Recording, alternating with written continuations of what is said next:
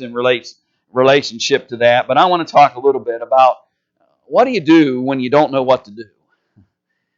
When you feel helpless, and it seems like the older I get, the more I feel that way. I don't know whether that's the case with you, but it just feels like sometimes the older I get, and maybe it's just because you interact with more people and more life circumstances and more difficulties sometimes, and you're just at a loss as to exactly how do I respond or react. And maybe we even feel a little bit like this narrative here in Psalm 109. Let's read it again since I kind of broke that up in my conversation. So go back here to verse 21 of Psalm 109 and read with me. But he said, But you, O God, the Lord, deal with me for your name's sake. Because your mercy is good, deliver me. For I am poor and needy, and my heart is wounded within me. I am gone like a shadow when it lengthens. I am shaken off like a locust. My knees are weak through fasting, and my flesh is feeble from lack of fatness. I also have become a reproach to them. When they look at me, they shake their heads. And I imagine there are probably times where we all kind of feel like that, and we feel like the guy in the picture, where we're just kind of exasperated by the things that are going on around us, and we don't know. We don't know what the answers are. We don't know how to fix it. We don't know how to correct it. We don't know what to do in relationship to it. And so this evening, let me share with you 4 things that I read a while back that I believe can encourage us to know what to do when we don't know what to do about the actual problem. When the answer or the fix or the resolve to the actual problem may be eluding us, what do I do in the meantime? And number 1, here's the hardest part maybe of all, be patient through it. The hardest part might be saying to myself, listen, I've got these issues and they may not be resolved in a day. The truth of the matter is sometimes they may not be resolved in a lifetime, but my peace of mind and my joy in life and my very preservation may depend on how patient I'm willing to be through this process of difficulty and challenge. In Hebrews chapter 10, verse 35, note that the writer states, therefore do not cast away your confidence, which has great reward. Confidence in Jesus, by the way. Don't cast that away, even in the conflict. For you have need of endurance, so that after you have done the will of God, you may receive the promise. The principle that I believe he's trying to illustrate there is very simple, that in the midst of difficulty, the very first thing sometimes we want to do is to just give up on all things. Sometimes when we can't seem to find a resolve to these sets of circumstances, we tend to want to throw up our hands and just give up on anything and everything. And the writer here is challenging them to realize that yes, there may be difficult things that come, and there may be hardships that are out of your control, and things that you didn't bring upon yourself, but you're in them. And he's challenging us to be enduring through those. To be patient, and especially patient in our relationship with God in the midst of all those difficulties, in appreciation of the fact that God strengthens and allows us to have the courage and confidence that we need to endure through those. Add James chapter 1 and verse 3, where James writes, knowing that the testing of your faith produces patience. There may be times where you're thinking in your mind, I ought to be the most patient person in the world because I've been really going through a lot. I've been challenged by a lot of things, and if it's the testing of my faith that builds patience, then I ought to be moving towards that direction. But notice he adds a statement to that. He says, but let patience have its perfect work, that you may be perfect and complete, lacking nothing. And if any of you lacks wisdom, let him ask of God, who gives to all liberally without reproach, and it will be given to him. A willingness to be patient and enduring through difficulty and temptation and challenge. And when those temptations and trials and difficulties are trying to push me in a different kind of direction, and to be patient with God's purpose and plan for me as His child. In the midst of those moments, To allow Him to perfect in me what He really desires for me as His follower and believer. And to know that if I lack understanding or wisdom, if there's something that I don't know that might help aid or assist me in dealing or addressing with these things, that if I will ask of God, He will give to me the wisdom necessary. The challenge, I think, with that sometimes is that we have to be willing to receive that wisdom. I'm always reminded of the prophet Habakkuk because he just gives this stern rebuke of God, right? He just asks Him one question after another. Why did this happen? Why did that happen? Why did this happen? But the greatest statement Habakkuk makes is at the end of all his questions, he says, now I'll stand back and I'll listen to your answers. Ask God. Ask the God of all wisdom to provide for us the wisdom that we need. He giveth unto us liberally. Certainly be patient. Don't become so disheartened by all the challenge that we don't endure through and we sacrifice other things in the process. Number 2, be prayerful.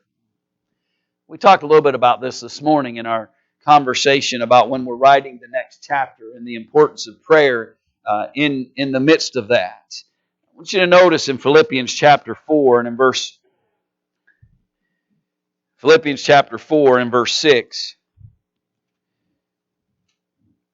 where Paul writes to those here and says, be anxious for nothing, but in everything by prayer and supplication. You know, sometimes we talk about don't worry, it doesn't help you if you're anxious over things and you worry about things, it's not going to benefit you. And that's a great narrative, by the way. It's an important narrative.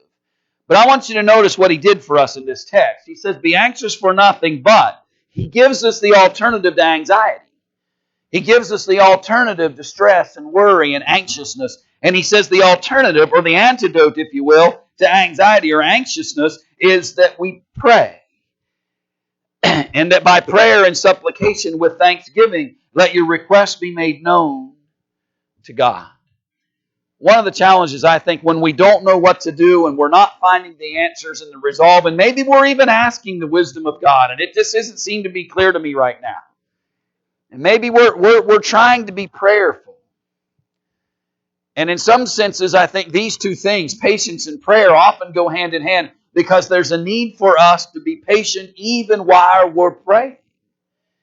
Even while we may be making our requests known unto God. Even while we might be asking for the wisdom and the guidance and the strength and the encouragement to be patient with God. You know, I think sometimes that we fail to realize that it's important for us to let God work. And let Him work in the timing in which He deems is beneficial. And to trust in that. And though it may be counter to what we might think is going to be of benefit to us, and though it may not fit the mold that we were looking for, when we don't know what to do, the last thing we want to do is challenge God over it. When we don't know what to do, the last thing we want to do is alienate our Creator and disconnect from Him, because He may very well, let me rephrase that, He is the only real strength sometimes that we have. And when we don't know what it is that we should do or how we should respond, then rather than add challenge upon challenge, then we need to just start being sure that we're prayerful and that we strive to be meaningful in those prayers. That we do our best to pour our requests and our thoughts before the Father. He says, pray without ceasing. As we studied this morning in 1 Thessalonians 5 and verse 17. When we don't know what to do, let the prayers continue and let them continue to be offered before the throne of God, and do our best to try to be this. That's hard. It's hard when we don't know what to do and we're trying to figure it all out and we're trying to not be pulled into all that negative challenge that's surrounding us. Go back to Philippians 4 for a moment if you didn't leave it, and notice verse 8 with me. So finally, my brethren, whatever things are true, whatever things are noble, whatever things are just, whatever things are pure, whatever things are lovely, whatever things are of good report, if there is any virtue and if there is anything praiseworthy, meditate on these things. We tend to meditate on the problem. I tend to meditate on the problem. I tend to migrate my thinking towards whatever it is that's challenging me, and in a bigger way, I meditate upon all the problems that I couldn't fix even if I wanted to fix them, but I'm still trying to answer things that I cannot answer. And we become trapped into that thinking, and it robs us and denies us of anything good and pure. The last thing we want to do, if there is some challenge or problem that is not good, and it's not right, and it's not what God would want, and put any kind of that description or qualifier on it that you want, the last thing we want is for that to rob me now of anything that's good and pure and right and wholesome. That while I might be tempted to meditate upon that which is not good, Paul challenges these brethren and me to think about things that are true and noble. To find resolve by understanding that becoming trapped to the problem, they won't resolve it and will have a negative impact on me as well. So try to find things that are good in the midst of challenge. Find things that are true and beneficial in the midst of challenge. 1 John chapter 4, verse 4. He says, "You are of God, little children, and have overcome them, because he who is in you is greater than he who is in the world." That's not just a Facebook meme. Let that teaching be meaningful to us. Let that thought motivate and be honest and true with us. Live like he who is in me is greater than the things that challenge me. Live with a genuine belief that the Lord who dwells within me and the God who created me empowers and strengthens me beyond anything that this world could bring to harm me. Don't just let it be thought or idea or some consideration, but let it be a real benefit and strength to me when I don't know what to do otherwise. And to find ways to be positive. And let me add this thought.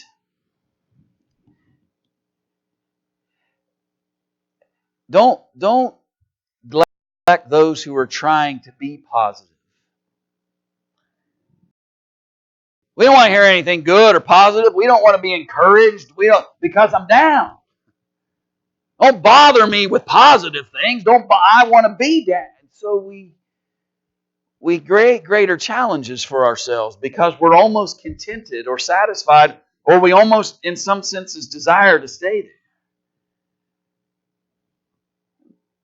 Maybe we need to surround ourselves with folks that are thinking more positively, that might be of an encouragement or a strength to us. I certainly don't know what to do sometimes, and maybe they have a better idea or a better thought or something that might aid or help me in the midst of that challenge. When I don't know what to do, the last thing I want to do is give the battle over to all of those negative challenges and difficulties that often present themselves. And so find a way to be positive and to ultimately be productive.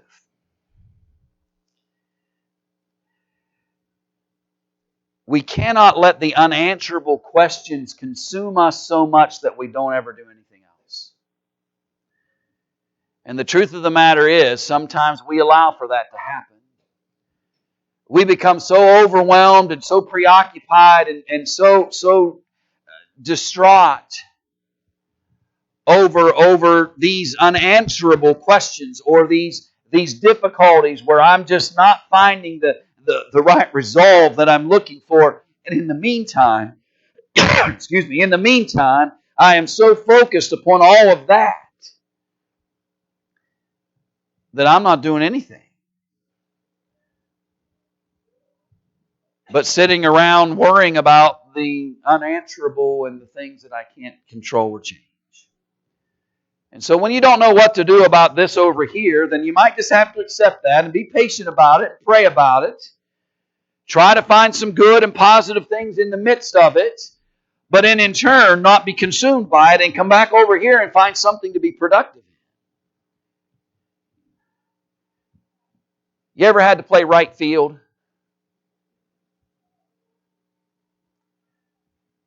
Dandelion heaven, right? You can pick dandelions all day long in Little League and right field unless they happen. And the left-hander would come up, right, Aaron? The left-hander would come up and you'd say, maybe. And sometimes we get stuck in right field. And we don't find any way to be productive. You don't always get to play first base. We're not always going to have what we hoped for. We're not our dreams and they're not always going to come in the fashion we thought. We're not always going to get to be involved in certain things in a way that we had hoped or thought we would be, and things just don't always come out the way we thought they might. But I still need to find a way to be productive. And so if I'm in right field, play right field. I coached softball for a little while with one of Rachel's groups. And right fielders always complain. I have nothing to do. I said, well, I'll tell you what, every single play at first base, I want you to run them back up to first baseman. If nothing else, at least you can run. At least you can run in, back up the first baseman at every play. Run in, back up the first baseman. Find ways to be productive. I even tried to jokingly got in trouble. I said, the first baseman ain't all that good. You may need your help. Be productive. And we may not always get to do that in the ways that we'd like. And when we don't know what to do over here, then find a way to be productive over here. In 1 John chapter 3 and verse 17. In 1 John chapter 3 and in verse 17. But whoever has this world's goods and sees his brother in need, and shuts up his heart from him, how does the love of God abide in him? My little children, let us not love in word or in tongue, but in deed and in truth. In simple translation, find a way to be productive for others. Find a way, even when I would rather just be stuck in the things that I don't know how to resolve. When I'd rather be unproductive. When I'm being told by Satan, if you don't get to play first base, you shouldn't even play at all. When I'm being told by Satan, if you can't have everything just exactly perfectly right in your spiritual walk, you shouldn't walk at all. If your faith isn't perfected yet, if you're not complete and whole and just exactly the bastion of all things spiritual yet, then why bother do it at all? The challenge for us is to be productive and find ways to be of help and aid and assistance and find ways to be involved in the lives of others. It's amazing sometimes what we can do for our own spiritual convictions and our own walk of faith and our own relationship with God, how strengthening it can be for us, even when there may be a whole list of things that I still have yet to figure out. But how much better I feel and how much strength it creates for me when I quit spending all my time trying to do the things that I cannot do. and actually start spending some time doing the things that I can. I wish everybody in this world would behave themselves. I wish everybody in the world would treat one another right.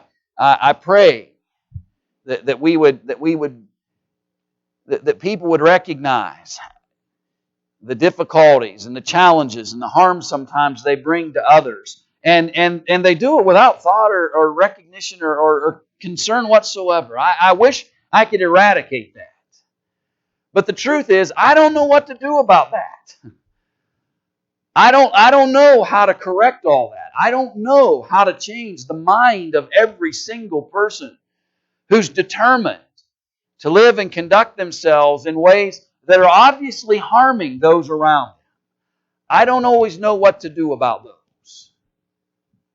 And so in the meantime, I'm going to be patient and I'm going to be prayerful about it, and I'm going to be as positive as I can be even when others are refusing that same positive mindset, and I refuse to become unproductive because of what others are doing. I refuse to sit back and do nothing because I can't answer and I don't know what to do about all these other circumstances.